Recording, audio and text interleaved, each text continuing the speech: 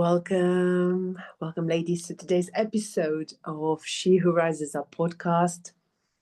We're two women dedicated to the path of beauty, evolution, and surrendered to the great mystery of life.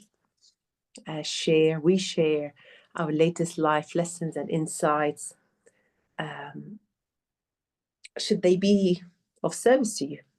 So this space is one of the ways in which we intend to give back to the women who are curious and want to speed up their growth process by learning from the experiences of others. Gemma. Hello, Lara. Hello, everyone. How are you? Tell us, how are you? I'm feeling really good today. I think my Venus is very much alive. Well, you are looking, but you're feeling and looking radiant. Oh, that word many people say, like I look radiant. It's like, oh, okay. That's nice to know. It could be, I don't know, uh, all the things one is doing for the consciousness, for the growth. I don't know. But What are it's you also doing? What are you doing? What have you been doing lately? Any new things you have been doing? Well, I've been involved with Scala Energy now for a few months. My astrology, which is the greatest self tool for self awareness, and also the flower essences. And funny enough, when I'm doing the course on flower essences with Astrotherapeutica, and they actually say that people who take flower essences, they radiate. And since I've been taking them a few months now, people have been telling me that.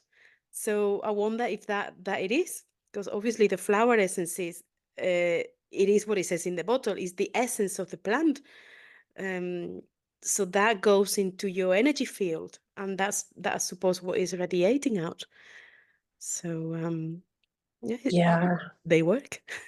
Look, I have completed literally, I think yesterday my first week as well, working with the flower essences at the back of obviously your recommendations.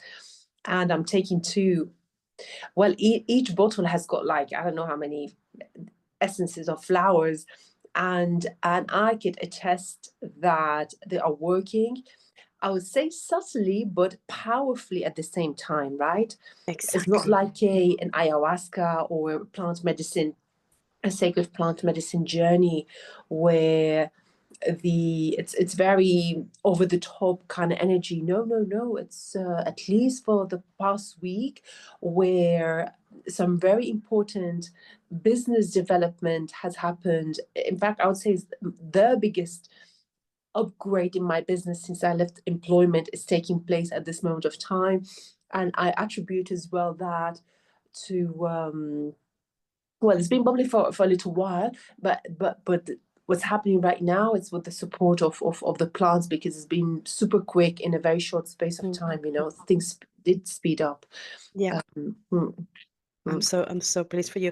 And it's true that they work in that way, in a gentle way, that there are no symptoms at all. They work on the way you need them. They're just very gentle and at the same time, like you said, very powerful and very intense. Absolutely. Do you know what I'm on day seven or day 8 of doing my daily somatic exercises. Oh yeah. Yeah, with the intention of releasing any stored emotional memories. That's what I meant. Any stored emotional memories in the body. And so far, again, it's been it's very good, very good. I'm very curious. It's a 90-day commitment. Well, it's actually a lifetime commitment. Yeah. And so, as usual, we just don't go for a week trial. We go full on with, let's go hardcore, um, full on with any opportunity that we get, right? To Yeah. to yeah to to do this work, I guess. So yeah, I'm really enjoying it. And what I've learned, if anything, so far, especially after the first couple of days, is that whoa, yes, it I thought I was a quite a Zen. Well, I consider myself to be a Zen person, right? In terms of the capacity to relax and the capacity to connect to the body uh, through meditation and the other stuff we do. But when doing the exercises, I'm like, whoa, it's like this is another level of um, restlessness. It's muscular. Wow. It's Hmm. you know it's body. That's why it's somatic. You know, it's in the body. Yeah. The Yeah. memories of the body. So I'm loving it so far. I don't know if I could. I mean, one of the things that I love doing is trialing all these new modalities Mm, and and opportunities, so I could then recommend to the mm. sisters, and if anything, I could we could speak from experience and embodiment rather Yeah. than mentally, right, or intellectually. Exactly. Yeah. Yeah. That's something I really want to try as well. It's come to me through three different sources, and I would like to investigate that as well. And working on the body, right? On embodying the body. It's I think it's a very powerful tool. So I will be joining you in that at some point. Another Amazing. thing.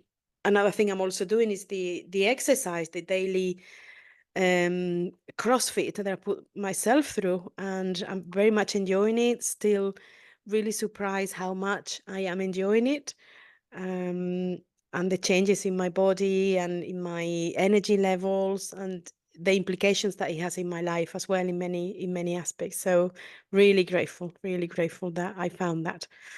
Mm. Amazing. Hey, what shall we talk about today? Let's not pretend. Actually, let's not pretend. Okay. That was a pretentious question, as if we don't know what we're going to talk about As we today. all know. We know today. Actually, we know what we're going to talk about. We had a little We know. conversation. I did propose an idea to Mm. Gemma, and that was at the back of these business upgrades. All literally I'm going through the biggest business upgrade since I left employment, and I thought, hey, why don't we share a few lessons as to what did we learn about from our corporate lives. Both of us have been in corporate for many years, most of our lives, and some of these things could be valuable to some people, right? So Yeah. I would, Absolutely. yeah. Yeah. Yeah. I'm very happy that you brought this subject up because it made me go back to so many years back and to bring up the juice of all those years. That was really exciting. And also it pretty much aligned to what you're doing and your work and having your business refresh and these new things that are coming for you. I'm really, really pleased that we're going this route today. Amazing. So you go first. Okay. So lessons learned from the corporate. Yes, I work in the corporate for many years as a trainer, change management expert, team leader. Well, a few things in a few IT business, one of the well-known companies out there. And I have now that so many years have passed, I have a fond memory of all of them, and all the stresses and all the bad times have kind of disappeared. And one of the things I remember very in a very nice way is that these companies or jobs that seem to be so detached and so big, and people are treated like numbers. And yeah, it's true. But then it also depends on your level of consciousness. So in my experience, well, I work in corporate for many years, and that was my experience. You were treated as a number. You work long hours, and at the end of the day, you were just that's it, a number. Then I went away and retired for about 4 years. I went into my spiritual bubble. And when I wanted to return, I was ready to go back into the world with this new presence that I had and the new gifts that I had. And I wanted to go back to the corporate world. And I was a bit afraid of thinking, well, I'm going to go into that world again. And I remember how it was, all the backstabbing and, the jealousy of the people. I'm not sure. But then I found this fantastic company with a really open mind attitude. They were looking for people who were open minded. They liked the alternative side that I brought into it. They love people who left the country, and they travel and they spoke different languages. That was the profile of the people they were looking, and I fitted in perfectly. And it was one of the best companies I worked for. Actually, the best, the best. So what I learned is that the jobs and the teams and the companies that you attract are matched by your energy, like everything else. But the corporate world is the same. There's not just one profile company. There are many different companies out there, and there are very conscious companies nowadays as well, that are doing really wonderful things for the world and for humanity. So that was nice to remember. Do you know? Thank you for sharing that, because you reminded me of something, again, another experience that I went through, and I think, by the way, that we were talking about the idea of writing a book about what Mhm. lessons for my corporate life. You know, Yes, what do you ladies think about that? A book about that lessons one. for my corporate life. So imagine if we got a few of us sharing that. And by the way, yeah, this has been trademarked now. Yes. Trademarked by us talking about it here. And but anyways, if somebody wants to crack on with it, by all means. And so yeah, so many ideas, and so many lessons, and so many insights, and so many things that can be shared. So at the back of what you've mentioned, it's I remember one of the jobs that I had, where in fact I was invited to join this organization, and of course my ego went so high. It's like, oh my God, it's like I must be like the best thing ever, It's like these things only happen to executives. I must be one of, I've joined that club, I guess. And I lasted only for a few months. And the reason I lasted for a few months is because we were not the right fit for each other. And it was the moment that then I moved on from that particular job. That is when again I flourished, and as a professional. So thank you so much for sharing this, because sometimes we might think that we're not good enough for the position, but sometimes it's Exactly. just the energetics Yeah. of both the company and the person, not the right match for each other, right? Yeah. Exactly. Exactly. And we're I doing a totally agree. disservice as well for the organization, right? So this is not Hmm. about, it's about us not feeling good, but also we're doing a disservice to the organization Yeah. that could have the right people, right? Yeah. Yeah. Absolutely. Absolutely. I remember in my first years of working for the corporate, I started also living my spirituality very deeply, and I used to have two different lives: my corporate life and my relationship, and my spiritual friends and my spiritual circles. I could not bring them together. I wasn't there. And that was really stressful, because I was not who I was by being at work and with the people there. And I didn't bring the corporate into the spirituality as well, which, well, why not? We know that there are lots of people, especially today in the corporate world, that are open to alternative things. And I mean, for the work that you do, Lara, there's so many women that really need what you do. So yeah, I was doing a disservice to myself and to the people. And once I did, I realized that people are open to you, to who you are. And I remember even doing a meditation class one day in there in the corporate, and people came, and they liked my approach to life. So That is another conversation altogether, I feel, right? Because it somehow, I don't know if the taboo is a real taboo, or is my projection and my own whatever biases being projected onto the situation, that somehow if you um well, call yourself. In truth, we're all spiritual, right? All of us are spiritual. So it's like, but anyways, let's play the game of spiritual and non-spiritual people, right? And so if you bring in an approach of spirituality that somehow, yeah, you're not going to be liked. You might be, one could even say, is that the famous witch wound? Is that the famous witch Yeah, wound, that if I show up, then yeah, I'm gonna be burnt at stake, which is very exactly. interesting. The other day, I was with a group of sisters, and we were talking about the concept of authenticity. Mm, And that was such a beautiful moment for me. And I remember sharing with the sisters, that yeah, we're talking about authenticity, or can we truly be authentic in the workplace, and all these beautiful stuff.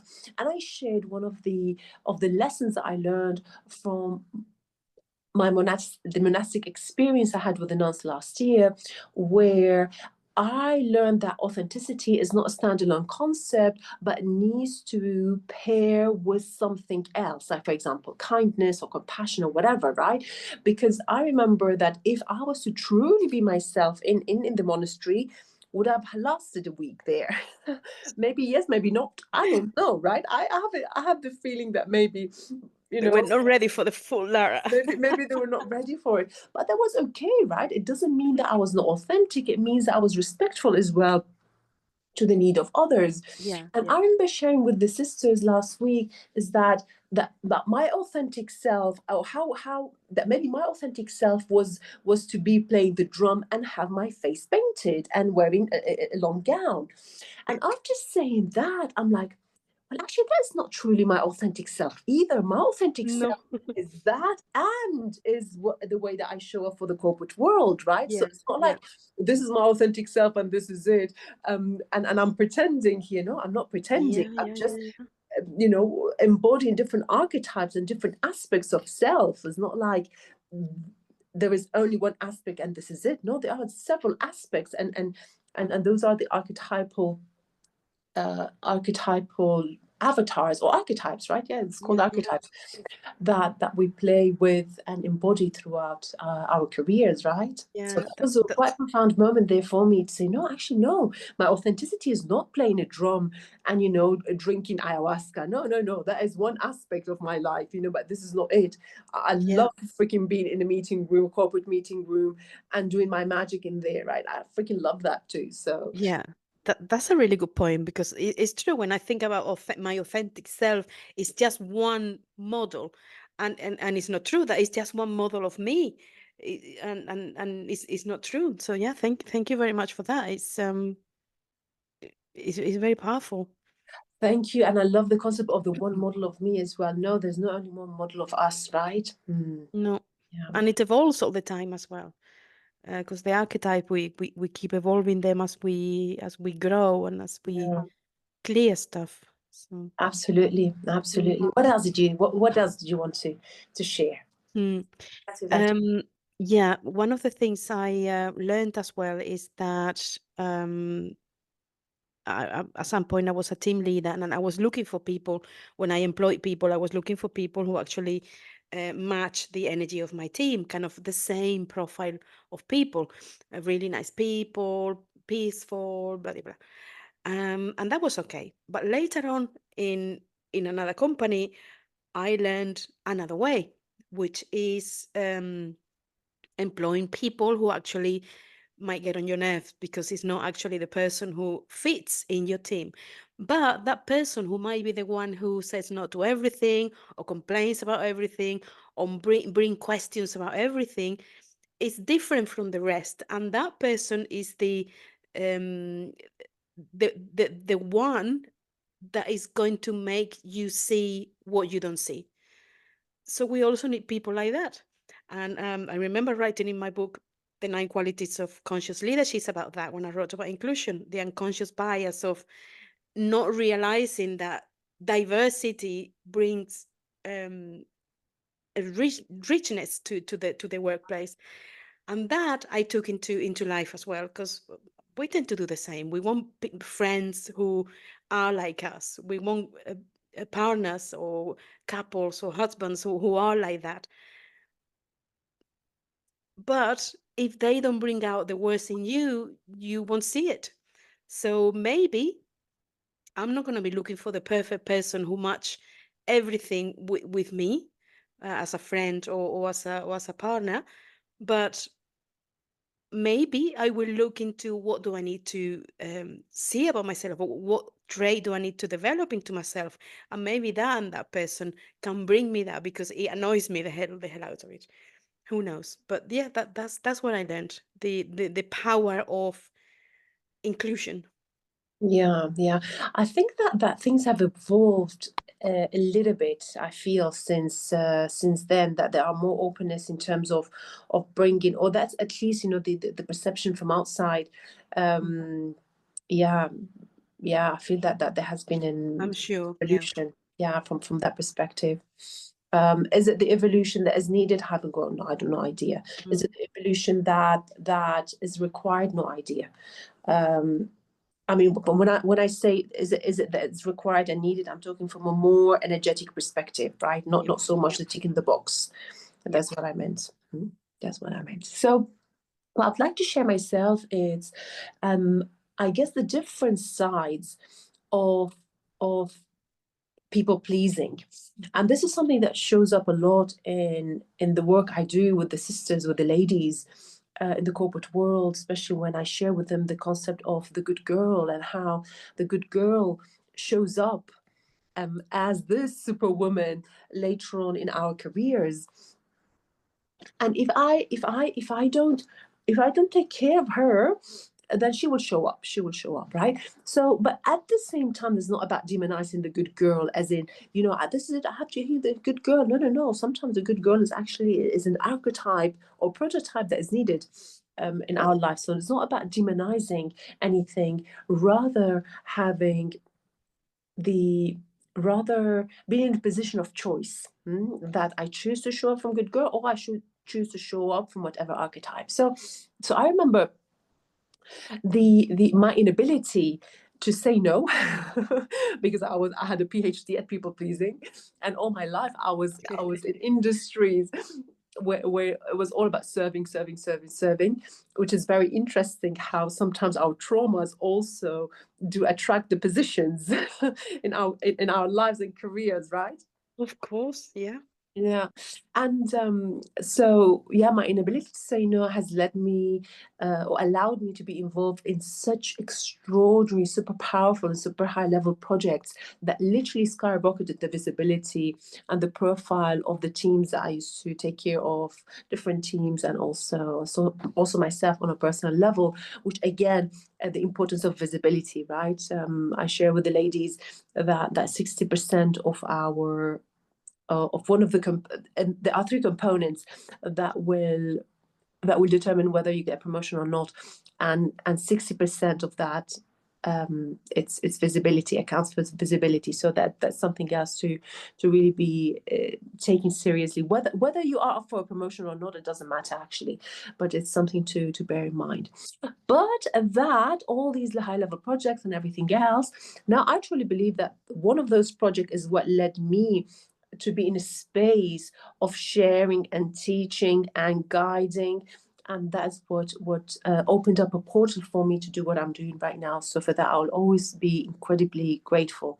And the cost of that was exhaustion, Mm. fatigue, Yeah. exhaustion, and a super dysregulated nervous system. I see it now. Back then I Yeah. couldn't see it, because I guess that when you are in your 20s and in your 30s, you think or you think and feel that you could get on with life and with everything, and Mm. maybe yes you can, uh, and the body remembers and Yeah. the body remembers, hence the reason as well of all the somatic work that I am doing. I Yeah. think something else as well I would like to share, which I guess is the other side. The not my inability of saying no has provided me those opportunities, as I think it was Robin Sharma that says, was it him? I think it was him, that your greatest opportunities happen in the workplace. right? Happens in the workplace. So yes, be open to saying yes. And at the same time, how can I learn to say no when I have to say no, right? And that is something that I didn't know how to do myself, for sure, Mm. for sure, for sure. So I remember one time, one of the many mentors I had throughout my career, very high level person, um, in terms of, you know, reputation, achievements, and all that, said once to me, that I should be more selfish, which I was deeply surprised. I'm like, what?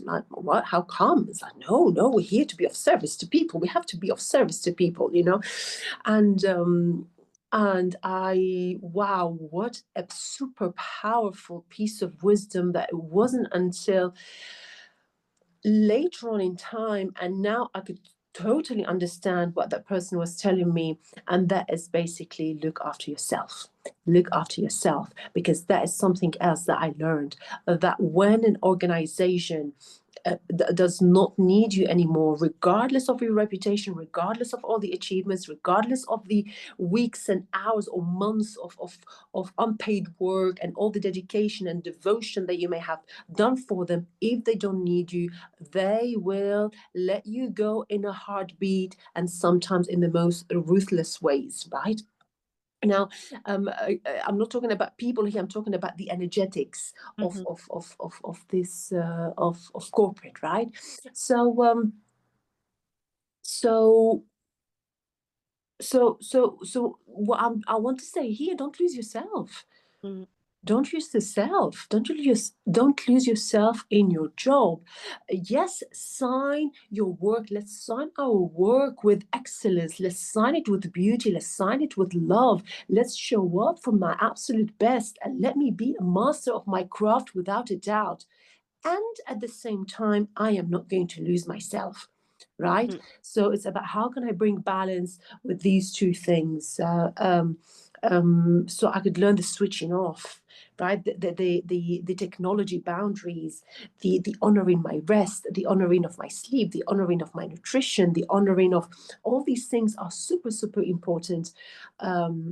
Yeah, and in fact, I would say that thanks to thanks, quote unquote, of losing myself when I started working for myself for the first time after leaving the corporate world, it must have taken me a good 1.5 to 2 years to really find who I was as an individual, as a professional, Mm.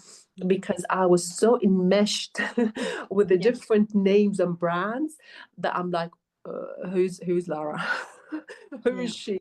Yet the world is made of Gemmas and Laras and Peters and James, and you know, this is what it's made of people like ourselves. Mm. Mm. Yet at least that was my experience. Of course, you know, I Mm. don't expect this to be the experience of everybody else, but that was one of my experiences, that when I left the corporate world, it took me a very, very long time to, very, very long time to heal from all that, very long time to come back to myself. And now I am finally, after all these years, and maybe it's coinciding with the relaunch and of the Yes. business, that I'm like, whoa, now there is, we're solid, we're solid. Yeah. Yeah. That's amazing that you share, because I think especially for women it's particularly important to not lose ourselves in anything, in a relationship like I did, or in a job like you did. And also going back to the previous example you were doing, when when you said that the consequence of the hard work and all that was exhaustion and the nervous system dysregulated and all that.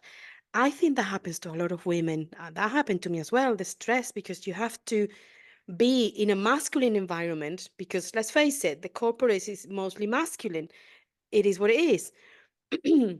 So we have to be in a masculine way. I remember all those years back. Maybe things have changed now, of course, but I have to behave like a man. And when I became a team leader, I became very masculine. My energy was quite masculine, leading in that way. When I tried to be in a feminine way, that wasn't accepted by the company. So I had to become very masculine. And that, of course, that exhausts you because it's not true nature. And if you spend so many hours there, you don't have time to come back to your feminine and soft energy and have a balance. Of course, you end up with a nervous system dysregulated and crazy. So yeah, going back to the second example that you gave, don't lose yourself in that aspect either, and let's look after ourselves, especially as women. Absolutely, absolutely. That's why one of the main and thank you so much. Absolutely, it's not only in the workplace, but don't lose yourself in anything, right? It's Anywhere, always yeah. abandoning. I remember one time a coach said to me, Lara, it feels as if you are abandoning yourself. And I remember back then being defensive as to how dare you say something like Mhm, that. But she was so on point, that woman. She mm, was so on point about abandoning myself, right? And mhm. abandoning yourself is about losing yourself. Yeah, Absolutely, absolutely. yeah, So thank you so much for opening up not only opening up this concept not only to the workplace but also to life altogether, right? yeah. And Beautiful. we have living examples of having done that at work, in relationships, in life in general. So Oh yeah, yeah, use us. We can support you if that's what you need absolutely. in You're any way right. to come back to yourself. You're right. You're right. You're right. Absolutely right. But you know what? I really feel, I mean, how many lessons have we learned in terms of not only how to lead operations and and stakeholder management and how to lead teams and look after teams. I mean, the list goes on and on and on. And now with all the new wisdom, that's why I love sharing some of the things that I don't feel uncomfortable about it, because I've shared so many times that is the lesson. But oh, I've done some things that I'm not happy with. Mhm, Right now, when I look at it, I'm like, oh wow, it's like mhm. I was harsh, but that was harsh because I was harsh with my own self, right? Exactly, I was harsh with exactly. my own self. Mm. Um, so I think the book is a good idea. I think so too, Lara. I think so too. I think we have to sit down and There's so really, much really think wisdom. about it and bring it to life. Let's talk about it, because I think that it could be something very special as well, right? What have we Yeah, learned from our corporate lives yeah, to yeah. support Could those be who, right? could be nice to go back and keep remembering what were the lessons and how we see them now. I'm amazed at how I see them now and how grateful I am for all those years Let's see. living my dream, because I was living my dream in all my ego self, but that's what I wanted at the time. And I also remember with a really nice memories to remember these women who gave me opportunities, men as well, people who gave me opportunities. And also I learned that the best, well, maybe not the best leaders, that's not the word, the most memorable leaders that I have, the ones I remember, are those who were kind, compassionate, had big hearts, were concerned about others, and treated people like people. Those are the leaders I remember. The others, Mm, I don't even remember them. Um, yeah. and those places exist because we are people. We live in the corporate world, but we are still people. And those people exist. And I think the new way of doing business and of doing leadership, um, and you know more than I do about this, but I'm gonna venture and say it, but it is the feminine way. And that doesn't mean that the masculine is relegated at all, but it needs to be more feminine, more nurturing, more loving, more compassionate, and more um, people oriented. That's it. Yes, yes, absolutely. There is a beautiful a lady that I follow, Dr. Kyla, and she one of her in her one of the articles, she says she shares why the female brain is wired for leadership. Now, from talking, Wow. well, yeah, we're talking about. I don't know if I've sent it to you. Actually, very, very interesting article. We're talking about from a neuroscience perspective and how the brain works. The female brain is wired for leadership. Oh my God! It's like, yeah, bring it on, right? And there's still a massive gap in women's health and massive gap. But at least we've got access to I think we talked about it in one of the podcasts, so I'm not going to repeat myself. I think in 2-3 podcast episodes ago we talked about this anyway, so I just remember it.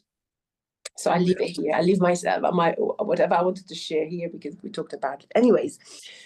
So shall we wrap up? Let's wrap up. Is there anything else I'd like to share before we say goodbye?